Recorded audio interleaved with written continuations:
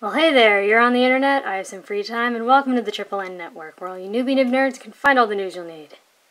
Let's look at an ink today, shall we? Yeah, today's ink is not made anymore. It was made special for the Fountain Pen Network. It's by Noodlers. It's Galileo Manuscript Brown, and I managed to pick this up at the San Francisco Pen Show in, I think, 2015. Yeah, it's UV light proof, water-based, and pH neutral. I'm pretty sure it's eternal, but, yeah, it's, as you might be able to tell just from looking at it in the bottle, it's got a lot in it. Now, of course, it's named after Galileo, famous Tuscan scientist, physicist, astronomer. I saw his thumb in a jar. Yeah, there's the Italian Science Museum in Florence, and they have his thumb under glass or something. But yeah, I did my semester abroad in Florence, and they are a great lover of this man. So when I saw this ink, I had to get it. And the thing is, okay, so this past week, my channel passed 100,000 views, and I was really excited about that. And one of the things I was thinking about doing was giving away ink samples, and I thought this one would be a really fun one to give away because I don't make it anymore, and yada yada. However, I don't feel like that would be a nice thing to do because you'll see. Now, I don't have anything quite like this ink. So here's Galileo. Here's Noodler's Red Black, which is actually a brown, but it definitely has more red in it. And here's Diatramentus Scented Cola, which again has a bit more red in it. And then Noodler's Black Swan and English Roses, which again has more red in it. And Jeroboam's Café des Îles, which is more brown. But I'm going to have to do a not review on this ink, because when I tried to test Jeroboam's Café des Îles, I got so frustrated with it. If you saw my review of Noodler's 41 Brown, you know how frustrated I can get. This, I got so frustrated, I broke my pen. Yeah, so, anyways, back to Manuscript Brown. Check out this crazy chromatography. Now, here's where I did the chromatography like you're supposed to.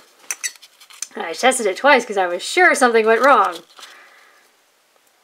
Yeah, you see how there's this dark outline around the bottom, and then there's this almost magenta pink, and then you get this like spotty, dark, almost black dots, and then you get this like red and brown mixture, and then you get the yellow, and then you get this bright pink up at the top. All of this up at the top glows under black light. And the thing is, when I was doing my water test and I was sopping it up, it turned the towel yellow with this orange and pink, and the entire towel started to glow under black light. But yeah, here's where I let it dry, which is not how you're supposed to do it, and let's see if you can spot the difference. It's like the inverse. The brown stays, does not move, and all this UV sensitive pink and orange and yellow starts moving.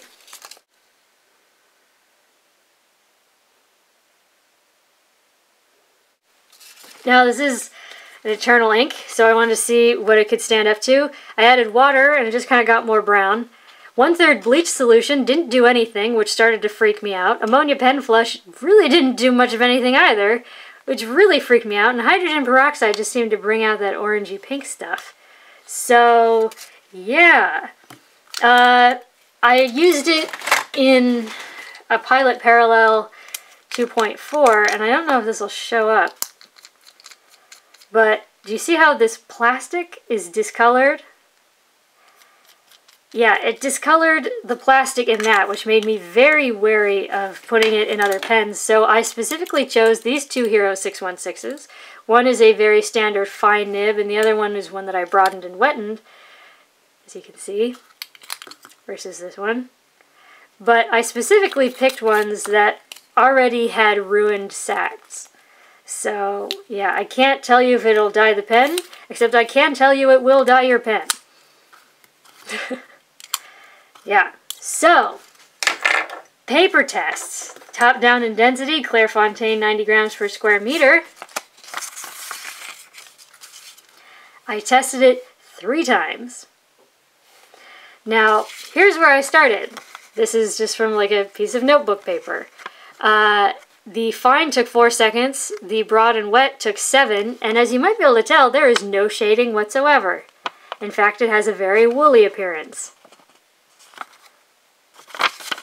And it bled like crazy. Now, granted, this is the broad, but this is the fine, and you still get bleed through.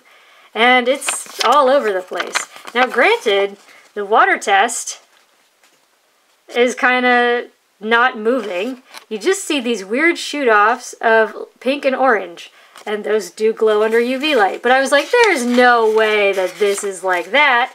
So I tested it again. And again, we get woolliness, and we get near feathering, and there's no shading, and we get bleed. And the water test was the same, although here, I hope that comes up. It's absolutely outlined in pink. So I tested it again, and it was absolutely the same. Nothing had changed. So that's when I knew we were heading into difficult territory. And this was one of the first reasons why I started to test on Fabriano paper. It's 85 grams per square meter. It's not as steamroller smooth as Clairefontaine. It's not ceramic coated like Rhodia. Look. It's well behaved. Got shading. You've even got like almost like a sheen. It's mostly just shiny. The fine took 12 seconds to dry. The broader, wetter one took 20 seconds. But that makes sense when you look at how saturated this ink must be. I mean, look at how dense it is even in the swipey thing. But here, we don't get woolliness. We get a bit of an outline. I said there was a spot of feathering, and I do mean a spot. Just that eye. And I think that might even just be the texture of the paper. Very well behaved. But yeah, water test. The brown is very clear, very there. I hope the camera picks this up. There's a bit of that pink and orange washing off, but didn't feather, didn't explode. All good. Next up is Rhodia, 80 grams per square meter. Where we're right back to where we started. There's no feathering, there's no shading. It's extremely woolly. The fine took 6 seconds to dry, the broad and wet took 13, but we're getting feathering. And we're getting it everywhere, and we're getting this like sort of gross texture. Again, the water test does not look any different than the regular bits, except maybe it's haloed in that orangey pink stuff. But once again, we get very near bleed, and we get it from the fine and the broad, so yeah. Next up is Tomoe River paper, which is like scientifically alien technology or something. I don't know how this works. This stuff is like magic. It doesn't, it doesn't deal with bleeding or feathering or spreading. It doesn't do any of that. Except here. It started to bleed through in a few spots. And so those were with the fine, and they were just dots, to separate things. And here, this is the scrubby, and I was laying it on trying to get some shading, but that fully came through. It got onto the page below. Now, here it does get kind of shiny. We do get a bit of an outline. We do get shading.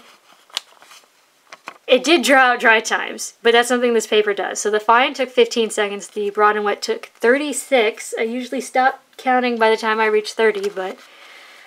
Now, this paper loves to let ink slide away when you add more water. That could not be less of a description of what happened here.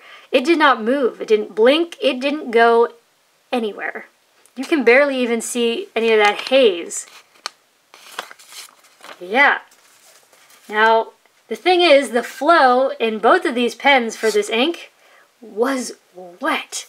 And the thing is, so this unaltered Hero 616 in fine, it should have been very, very moderate. Because it was wet, bad things happened. Now, on this, the world's worst 20-pound copier paper, I only used that fine except to write the name up here, and we're going to have some issues. Now, it took 3 seconds to dry, and you can definitely see that woolliness. There is a density to this ink. There's a lot of stuff in it, like the ink and the dye. It's very dense. It actually even tends to collect on the bottom of the bottle. But yeah, so this pen requires some serious friggin' cleaning. But yeah, anyways, but I don't know with what, because it dyes anything it touches that's plastic. But anyways, yeah, we get lots of spread. Like if we compare it to the Tomoe River, this starts to look definitely more like a medium. There is feathering, and that's a lot of bleed. Bear in mind, there's a very bright light coming this direction. We should not be able to read this as well as we can. Okay, the broad and wet pretty much did come all the way through. And the thing is, even here, spots rendered onto the page below. That's not what you want to see from a fairly moderate fine nib in any other situation, even if this was like it might be an 8. It might be an 8 wetness. I mean, it was like, I was afraid it was just going to start like, you know, like drops coming off the nib. It was insanely wet. Now, this was very absorbent paper, so I would have expected it to retain some of the ink, and by golly did it. In fact, you can barely see any of that pink or orange splitting off. It didn't feather and explode. I was expecting that. I was expecting it to make a mess when I added more water. Yeah. All the pink and orange went to the back, which actually it's been doing on all the papers. And those absolutely blow up under black light. Next up is Mead Notebook Paper. It's very cheap. It can be found in pharmacies. They gave it to us for free in high school. It's thinner than 20-pound copier paper, and generally it outperforms it. And here it kind of did. It didn't spread nearly as much, but it did feather. Feathered a lot. There's no shading. And there's not as much bleed. I mean, when we look at this compared to this, but still, this is one seriously aggressive ink. Yeah, so, Now this paper hates water. Usually when we add water, bad things happen. But here, it did not blink. It did not change. You barely see any of that pink coming off. It's all on the back. Yeah. Now lastly is Moleskine notebook paper, which is horrible because it hates paper. And it's just horrible paper. Or I mean, it hates ink. Whatever. We get almost this like terracotta Georgia red clay color texture thing going on. It is so woolly. Oh my god, look at that. And it feathered and exploded. It's terrible. I mean, you can practically read it from this side, and I only used the fine except to write the name, but actually nearly all of this rendered onto the page below when I was writing it. It's terrible. It's terrible. And the thing is, usually the water test feathers and explodes, and it kind of did here. That central dark brown didn't just stay still and the color started exploding off. No, this started to feather and explode. So, yeah. There's Noodlers for the Fountain Pen Network, Galileo's Manuscript Brown. It is a dark, eternal ink. It is so brown. And I kind of have like a weird affection for Galileo himself, just from spending so much time. My camera shut off again. Yeah, so we're doing this now. My light, my fancy light that I got to go with my filming thing. It was my big Christmas present this year from my whole family. It runs on a battery, and the battery doesn't last that long. So, yeah, there you go, for your consideration from the Triple N Network. If you liked the video, please give it a thumbs up. If you'd like to see more, please subscribe to the channel. Thanks for watching. Bye.